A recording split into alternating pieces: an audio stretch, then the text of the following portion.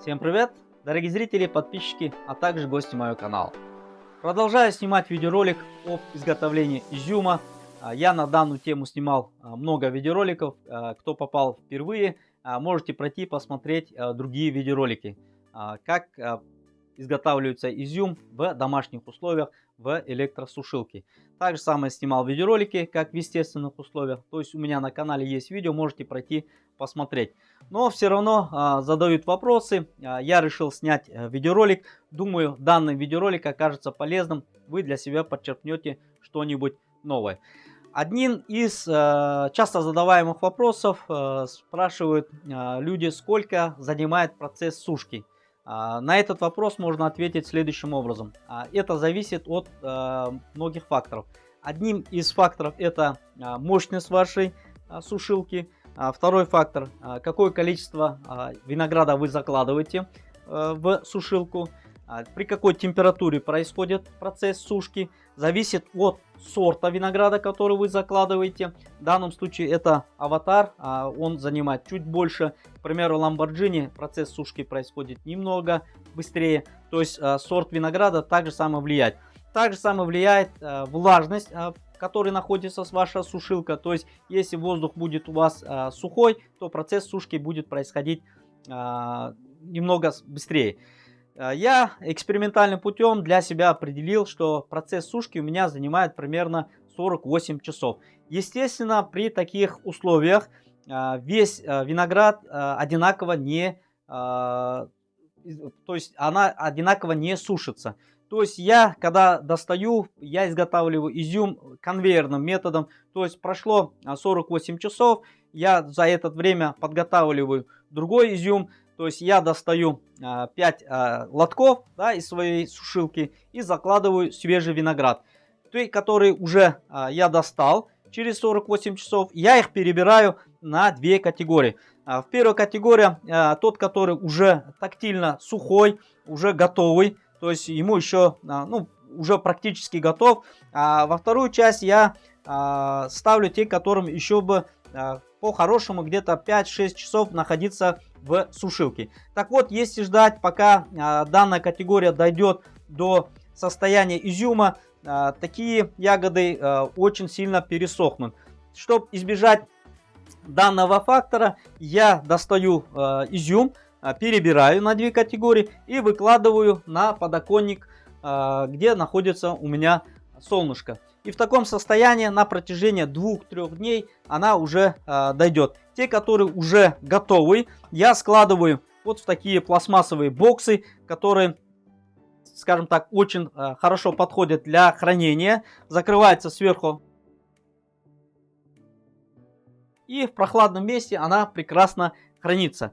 Так же самое, что еще могу сказать по процесс сушки, когда пройдет 2 суток, когда подбирается вот такая категория, она у меня находится на солнышке. Когда я наберу еще примерно на целую сушилку, я такие еще закладываю, и примерно 5-6 часов она у меня доходит до изюма.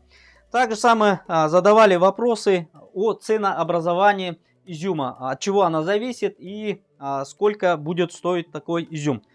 На этот вопрос могу ответить следующим образом, что традиционно цена на изюм зависит от размера изюма. То есть чем крупнее изюм, тем дороже он стоит. То есть если условно в 100 граммах какое количество находится изюма. Так вот, она сортируется на различные сорта. То есть самый высший сорт, он стоит скажем так, в несколько раз дороже, чем самый мелкий. Также самое спрашивают о себестоимости. Естественно, когда вы изготавливаете изюм в электросушилке, она будет стоить дороже. То есть себестоимость, уходит электроэнергия. Но на данный момент могу сказать следующий фактор.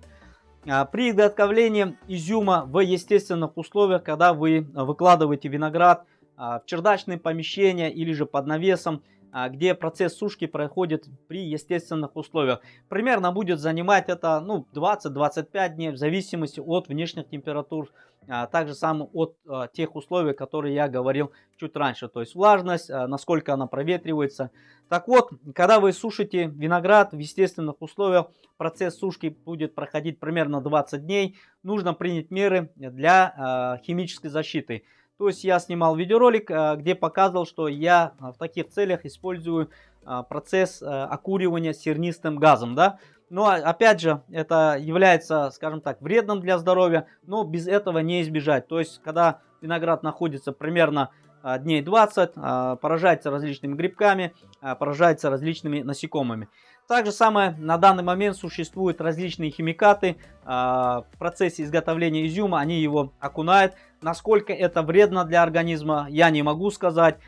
Также самое покупной виноград, вы не в полной мере можете убедиться, то, что он для вашего организма он является безопасным.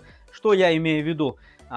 Всем известный факт такой, что в процессе выращивания винограда без химической защиты практически не обойтись. Так вот, при правильном выращивании винограда, при использовании различных химических препаратов, есть у каждого препарата срок ожидания. То есть вы по процессу, когда срок ожидания уже выйдет, такой виноград можно употреблять, да, и так из такого же винограда можно изготавливать изюм. Так вот, когда вы изготавливаете изюм для себя, то вы уже знаете, из какого продукции вы его выполняете. И когда сушится в электросушилке, можно избежать различных химических препаратов. Так же самое у меня часть винограда уже, скажем так, в процессе сушки, да, а часть винограда еще висит.